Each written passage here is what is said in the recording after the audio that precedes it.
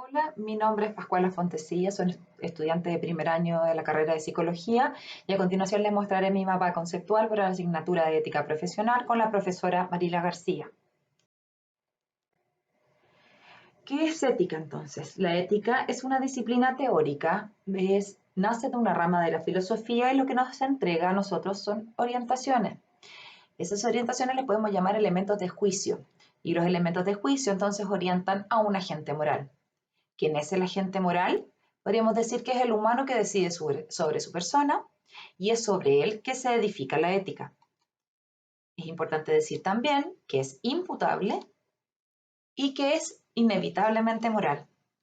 El que sea inevitablemente moral quiere decir que él decide y opta, lo que trae a su vez consecuencias tanto para él como para su entorno. Que sea imputable significa que es capaz y competente y tiene distintas características. Tiene que tener conciencia moral, discernimiento, voluntad, libertad y responsabilidad. Pero ¿qué pasa si esa persona, alguna persona, un ser humano, no puede decidir sobre él? Entonces le llamaremos paciente moral. Y el paciente moral recibe las consecuencias de las decisiones que tome el agente moral por él. Vendría siendo su representante. El paciente moral puede estar en esta condición por distintas razones. Puede haber perdido sus capacidades, puede tener una pérdida transitoria, no haberlas desarrollado o haber nacido sin ellas. Entonces, el primer grupo de elementos de juicio para orientarnos es los fundamentos de la dignidad humana. Estos responden a una pregunta. La pregunta es ¿por qué debo respetar al otro? Primero, entonces, el fundamento ontológico nos dice que debo respetarlo porque es perteneciente a la especie. El fundamento kantiano nos dice que no debemos instrumentalizar y que tenemos que pensar en el valor en sí mismo. El tercer fundamento utilitarista nos dice que debemos pensar en la calidad de vida. Y como segundo grupo de elementos de juicio tenemos los MER. Los MER responden a otra pregunta distinta. Es, ¿qué debo hacer para que mi conducta sea moralmente correcta? Y para esto tenemos 4 MER. El primer MER, principialismo, tiene 4 principios. Su primer principio es el principio de justicia. ¿Y qué es lo que habla? Habla de la distribución equitativa de los recursos, sea cual sea el recurso. Por otro lado, tenemos el principio de no maleficencia, que nos habla de no hacer daño y por lo tanto maximizar beneficios y minimizar riesgos. Por otro lado, el principio de beneficencia habla también a su vez de maximizar beneficios y minimizar riesgos. Y por último, el principio de autonomía, tenemos por un lado el consentimiento informado y la confidencialidad.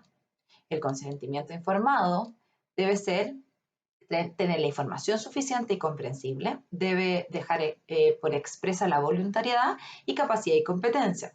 Por otro lado, la confidencialidad entonces nos habla de confidencialidad observacional, decisional e informacional.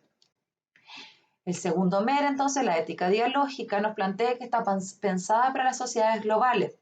Esto quiere decir que debe haber diálogo, llegar a un consenso, siempre hablando con un interlocutor que sea válido. El tercer MER, la deontológica kantiana, nos habla que tiene 2 formulaciones. La formulación 1 nos dice no instrumentalizar y la formulación 2 nos dice que debemos pensar en la máxima universal. Eso quiere decir que todos los implicados deben estar de acuerdo. El cuarto MER, el MER utilitarista, nos dice que debo pensar entonces en mi conducta para que sea moralmente correcta pensando en la felicidad para la mayoría. Como tercer grupo de elementos de juicio existe la ley. En este caso vimos los 2 núcleos éticos, por un lado la dignidad y por otro lado la autonomía. Respecto de la dignidad, la ley entonces en el artículo 5 habla de trato digno y por otro lado el artículo 16 habla de muerte digna, las 2 consignadas en la ley en Chile. Respecto de la autonomía, en los artículos 8, 10, 14 y 15 se habla de consentimiento informado, como ya lo vimos anteriormente, y por otro lado en el artículo 12 y 13 habla de la confidencialidad. Para cerrar entonces y como a modo de conclusión, podría decir que en psicología muchas veces el psicólogo será el agente moral, el que tendrá la tarea de tomar decisiones informadas y razonadas. Espero haber sido capaz en este pequeño resumen de haber explicado y haber puesto en este mapa los contenidos más importantes que pudimos ver entonces en esta asignatura referente de la ética, de la moral y sus elementos de juicio. Muchas gracias.